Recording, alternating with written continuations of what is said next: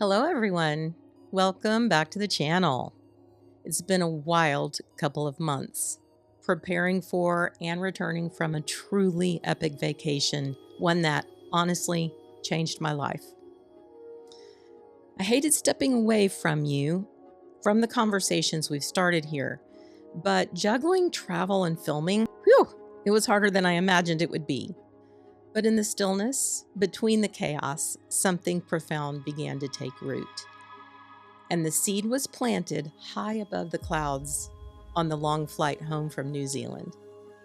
As I reread Paul Levy's mind-bending book, Quantum Revelation, what pulled me in was his exploration of the work of Dr. John Wheeler, a theoretical physicist who taught at the University of Texas while I was there.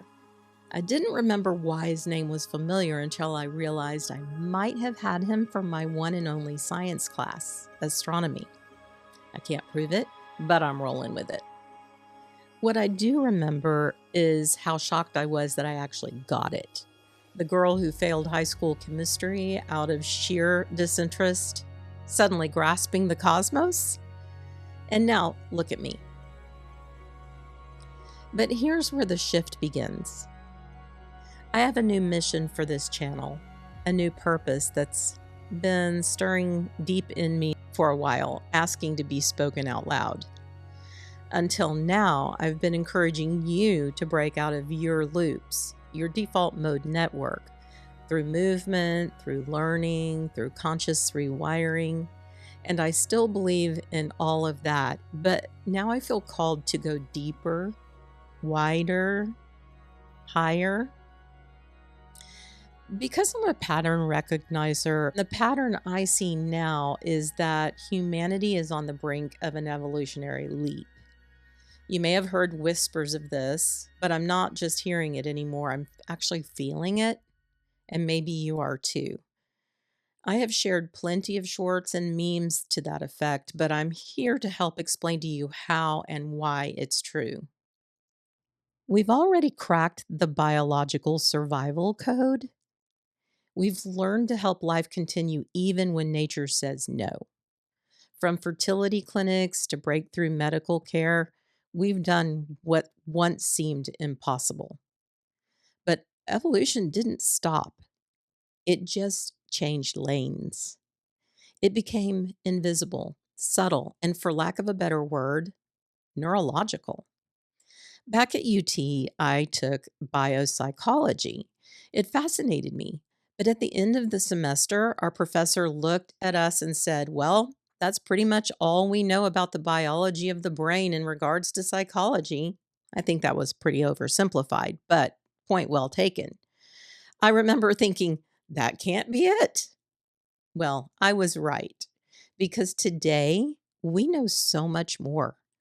And that's because everything, I mean, everything is pointing toward understanding our consciousness through a quantum lens. And it's not just academic, it's evolutionary. Our species is evolving because our brains are evolving.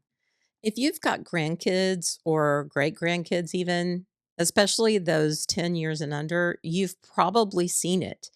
They're different, brighter, more attuned.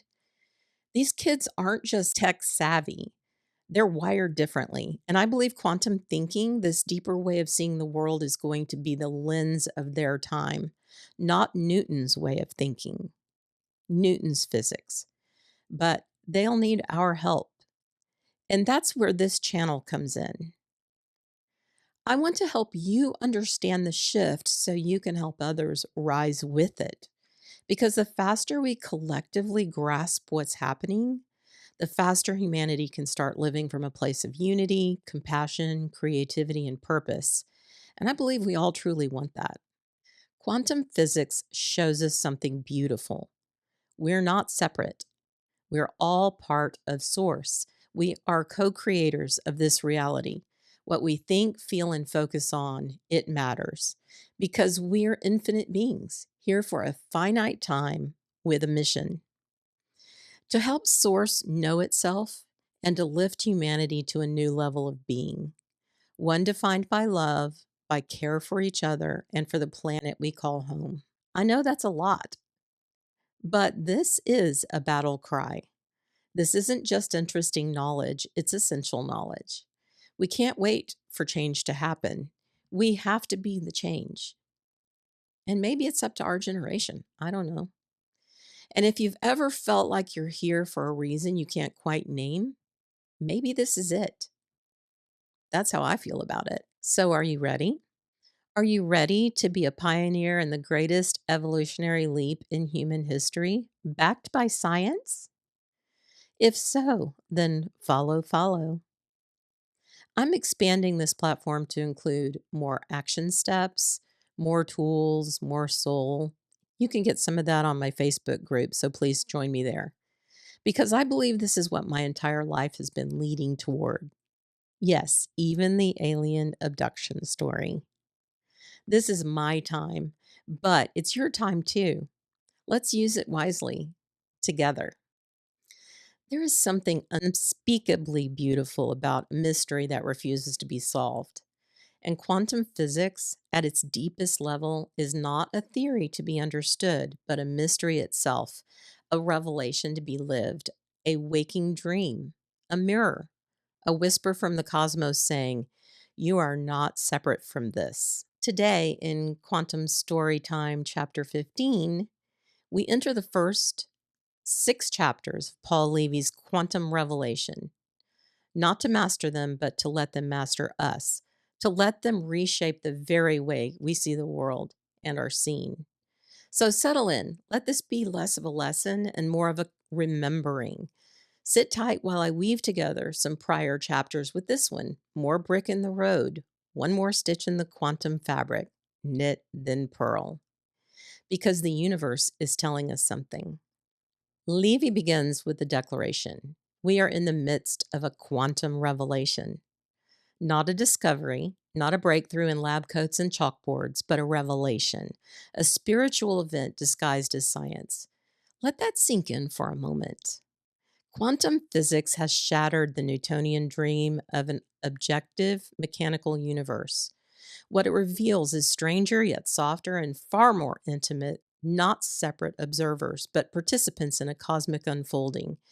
As we discussed in one of my earliest chapters on the holographic universe, the cosmos unfolding from the quantum field to generate what we know as this reality. This reality springs forth as an unfolded expression of the quantum field, and we are innately part of that field, as is everything else in the known universe. It's as though the universe has been holding the truth in its palm, waiting for us to be ready for it. But ready for what? Ready to be aware enough to handle the truth of what it means to be in this world, to be co creating with the universe and everything in it together. Think Prime Directive again. The universe believes it is time to show us more of who we are in the bigger picture. The truth is, we are not living in a machine, a mechanistic world, as we were previously taught. We are dreaming into and among a field of infinite potential, not unlike the type of dreaming we do when we're sleeping. And what we awaken to is that we are part of that dream. Y'all, this isn't woo, it is science, and it is also what the mystics, saints, and sages have been saying for eons. So, how? How does this work? It's called the observer effect, and we've touched on this before, but let's reframe it a little bit. As Carl Jung put it, our inner attitude plays a central role in how the world appears to us, moment by moment. Our perception is not neutral, it's shaped by who we are, and it shapes what we see. Quantum physics brings this into sharp focus. It shows us that the observer isn't separate from the observed. The act of observing changes the system. It alters what we know and what we're looking at. You can't observe something without affecting it, and it affecting you. We bring about a different world by simply trying to determine its state. When you look, everything changes. We are locally co creating reality, both our own and the collective one we all live in. Please go back to the beginning of the chapters and listen to all you can absorb about the holographic universe if you aren't familiar with what I'm talking about. It's important. As Antonio Machado wrote, Traveler, there is no path. Paths are made by walking. This is not metaphor, it's science. Again, backed by the double slit experiment, often called the Copenhagen interpretation, this principle has brought consciousness into the physics lab. Philosopher Jean Gebser believed human consciousness has undergone several great mutations throughout history. This isn't the first one, and that quantum physics signals a new one happening right now. Maybe all that so called junk DNA is part of it. When consciousness mutates, we don't just gain new insight, we literally enter a new reality. We begin to see the world differently. It reminds me of when early humans first painted their psychedelic visions on cave walls. That moment shifted everything. It brought spirituality into the collective experience and marked the birth of a new kind of human awareness, a new species in a way. But then, as now, the old paradigm has to fall away first. Today, that old paradigm is materialism, the belief that only the physical world is real. It's what's holding us back from evolving. Because awakening means shedding the illusion of separation. It's remembering that we are not isolated selves, but part of something vast, one universe, indivisible, and awake. We are entering into a psycho spiritual period of evolution. Viva la evolution! I love that. We are being implored to participate in this transition, this opportunity to evolve. Because if we don't, we risk becoming passive witnesses to a catastrophe. Not just environmental or societal collapse, but a collapse of consciousness itself. If we don't actively co create with the universe, we'll fall victim to the very illusion we came here to transcend. As Paul Levy says, the task of our time is to work on a new idea of reality together. In his book, Wetiko, he offers an antidote: create, make art, and teach others how to create and make art. Because it's not just about the art, it's about the exchange, the relationship, the sacred loop of learning and teaching. That is where awakening lives. Humans may not survive in a world stripped of creative essence, and yet classical science has long divorced us from creativity, alienated us from that part of ourselves that dreams, plays, imagines, and envisions. But we can change this. We have the power to revision our world, to imagine a new one into being. The universe is not indifferent. It's conspiring with us, nudging us towards awareness of ourselves and of itself. And its chosen tool, quantum physics. As a physicist, John Archibald Wheeler said, "Somewhere, something incredible is waiting to happen." Think about that. Sit with it, because you may be the one it's waiting for. In quantum physics, something magical happens. Until observed, particles exist in a state of possibility, waves of potential. But the moment they are measured, the moment they're seen, they collapse into form, as if the universe is waiting for you. It is waiting for your guidance, your eyes, ears, sense of taste, touch, smell, to determine that form. Isn't that beautiful? We're central to everything.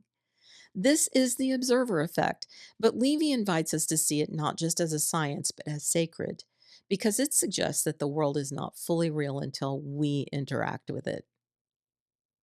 You aren't looking at reality, you're in a relationship with it. And this makes everything you do, every choice, every breath, every act of perception, sacred. So let's talk about the quantum psyche, when mind and matter merge. So, what happens when we stop seeing ourselves and the world as separate? What happens when we acknowledge that we are in relationship with the world around us in a way that is completely unexpected? This chapter touches something ancient, something the mystics have whispered all along: that consciousness and cosmos are reflections of one another. Levy draws us into the space where psyche meets quantum field, where thoughts are not ours alone and matter is not inert, where our inner world is not locked in our heads, but woven into the fabric of space and time. Jung called it the psychoid realm. Quantum physics calls it non locality, entanglement, superposition. But whatever the name, it's the same truth. Your mind is not actually confined inside your brain, it is interwoven with the whole world. Knit, then pearl. And when you shift your inner lens, the outer world responds. This is not metaphor, it is participation. You are not here to observe, you are here to dance and to dream. At the heart of this book is a profound insight. The universe behaves like a dream, not metaphorically, literally, because in a dream, the boundaries blur. Subject and object dissolve, and what unfolds reflects the dreamer's inner state. Levy dares us to ask, what if waking life is actually no different? Quantum physics says the world is not solid and separate, but responsive and relational, just like a dream, just like a mirror. So when you feel lost, when the world seems chaotic, when synchronicity strikes, ask, am I waking up inside the dream? Because that moment, that lucid moment, that dream logic moment is where your true power begins. Dream logic doesn't follow linear rational cause and effect thinking. It is symbolic, archetypal, and multi layered. Levy encourages us to look beneath the surface and interpret waking life the same way. Look for meaning and message, not just facts. That is some profound stuff right there. And in dreams, contradictions do coexist. A person can be both familiar and a stranger. Time bends, logic bends. This happens in waking life too. Truth can be paradoxical and clinging to either or needs to give way to include both and, or we will stay stuck in the old paradigm. Things are not black and white, but instead contain a huge and beautiful spectrum of gray. The key is to wake up from within the dream. Levy's whole mission is helping people recognize that we are dreaming together, but mistake it for fixed reality. Once we become aware of this, we gain the power to transform the dream individually and collectively. You guys, I'm on board with this. I feel it deep down to my core. Do you? Does this resonate with you? And nestled within this chapter is a subsection to me that feels like a sacred offering for artists, for dreamers, for creators of all kinds. Levy turns to art as a living metaphor for what it means to exist in a quantum universe. In a Newtonian worldview, art is often reduced to decoration, an object judged by critics or algorithms. But in a quantum worldview, art is participation. The artist does not merely create, they interact with the field of potential. The blank canvas, the untouched clay, the silence before the first note, these are quantum spaces pregnant with possibility. And the moment the artist steps into that field with intention, with curiosity and love, reality begins to respond. This is why art is not a luxury, it is a necessity. The universe is being dreamed by all creatives collectively collapsing the universal wave function of this universe to manifest the way it shows up, the way it appears moment by moment. Consensus reality. Art undoes wetiko.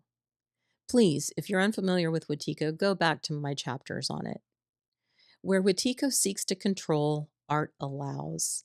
It surrenders to possibility. Where wetiko copies and imitates, art imagines. Where wetiko narrows, art opens. In the act of creating, we remember who we are, not victims of a fixed world, but agents of beauty in an ever becoming dream. To create is to say, I remember the universe is alive. I am a conduit able to share with others what that looks like through my art. And in that remembrance, we don't just make art, we become art. We become the living edge of the cosmos expressing itself After all, where does the inspiration for a work of art originate?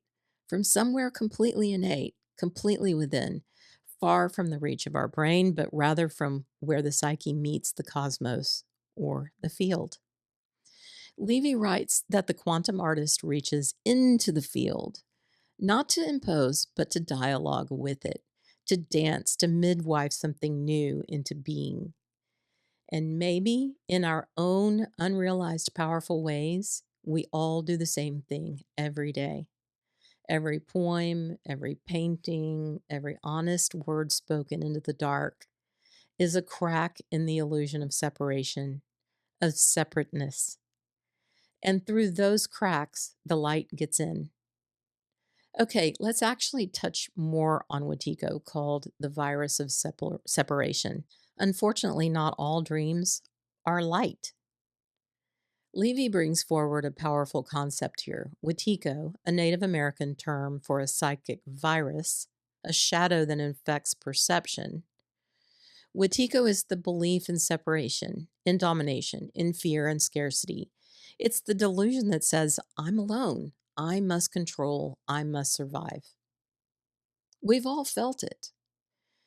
It shows up as what we project from ourselves onto others, as conflict, as consumerism, as war, as numbness. But here's the quantum truth. Wetiko only works if we don't see it. It lives only in the unconscious. And the moment we become lucid, the moment we let go, it begins to dissolve. This is why awakening matters, why perception is sacred, because now you see it's not passive, it's creative, and it is affecting the universe as a whole. And to see through Wetiko is to reclaim your vision and your power. And now we arrive at the mirror. If you have read Don Miguel Ruiz and the Four Agreements, you know about the mirror. Levy reminds us the world is not what it seems. It's not made of things, it's made of relationships, reflections, resonance. What you see is shaped by what you bring to it. When you look with fear, you see threat. When you look with love, you see beauty. The quantum field doesn't just reflect back your thoughts, it responds to your being, your presence deep down. This is why the inner journey is not separate from the world, it is the world. So the invitation becomes live as though everything is a message, a mirror, a dream, not in a way that isolates you, but in a way that connects you. Because the more you see the reflection, the more you realize you were never separate. You were always part of the dance. These first 6 chapters of quantum revelation aren't just ideas, they're transmissions, fractal seeds of a deeper way of knowing. They ask us to wake up, not just intellectually, but existentially. They ask us to participate and help others learn how to participate, to facilitate their transition. And goodness knows we need to move it along like stat. To see life not as a fixed story, but as a luminous field of becoming. To remember that the observer and the observed were never two different things. So I ask you now, what kind of dream do you wish to dream? In the next episode, we'll continue deeper into this quantum revelation and remembering who we really are. Until then, be lucid, be gentle, be awake. The dream is calling you home. Okay, that's it for today. I hope you enjoyed it. I've been pretty passionate about putting this episode together, as I am every episode, and I'm so sorry that it's taken an undue amount of time to get this one out. Getting back from the trip was physically challenging. I had horrible jet lag, but also emotionally challenging. I think I talked a little bit about that in my last episode while I was in Tasmania. I have a lot of work to do myself. I mean, this is as much for me as it is for you in that regard. I am still learning, I'm still exploring and journeying, but I feel compelled now that my work is more about helping you understand that what is happening is actually an evolutionary change, like scientifically evolutionary. If quantum science is telling us that we have the power to change our reality by the way we see the world, which I mean that seems pretty obvious. If you walk around like a grump all the time, you're going to affect everybody like a grump, you're going to feel like a grump, and on and on. We know how that works. But if you can be a grump and affect the world that way, then you can be a loving, open beacon of light and affect the world the same way. So it doesn't take quantum physics to tell me that. And believe me, I am no walking ray of sunshine. I'm pretty grumpy most of the time, but I'm trying to take my own advice and face the world with a new challenge for myself about getting outside my own box and being more of a light. It's easier to do that here while I'm, rehearsed and saying things that are planned out and well thought out. But I am way less adept at on the fly behavior, really. Rather just kind of stand in the background for the most part. And people that know me well probably are surprised by that because when I was younger, I don't think I was that way as much. But the important thing to remember is that particularly if you're my age, like I'm Generation Jones, and probably many of you are too, although not exclusively, I'm playing around with the idea that it's kind of we're in a unique position to really have a positive impact on the world because the generations that came before us were very traditional in their values. And by traditional, I mean they really clung to a lot of the ritual and behavior of the generations that came before. And yet, the generations after us are kind of ditching a lot of the tradition and going straight for the new and the innovative. I mean, you see how fast the world is moving with technology and all those things. A lot of those people are not looking back very much. But I think Generation Jones has one foot in each arena. And because we're a bridge between those two ways of seeing the world, I think we may also be a bridge for being able to grasp what is happening with this evolutionary process and be able to involve ourselves with technology and those kind of things, but hold on to the traditional aspects of our upbringing and maybe be able to frame what's happening for those that are a little bit older than us, or maybe age has nothing to do with it. It's just attitude. But I'm still formulating an idea around this, but I do think evolution is happening. This has been something on my mind for a long, long time. I stopped seeing a physical evolution and in my mind was thinking, years ago, I don't remember who I was talking to, but I told them, I are we still evolving? I mean, we medicine can fix almost anything now. I mean, obviously it has its limits.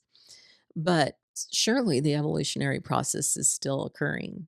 Well, it is. Like I said in the episode, it's really moving forward at incredible speeds as we inch our way into being and stepping into our roles as eternal beings.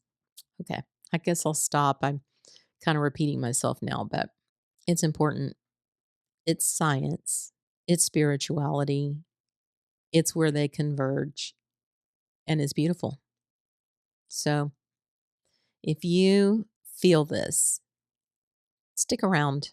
I'm going to continue on my journey that I started here, going through the material that was impactful for me over the last few years, but it makes it more important. Take what you can from it. All right. All right. I'm out. Love you guys. Bye.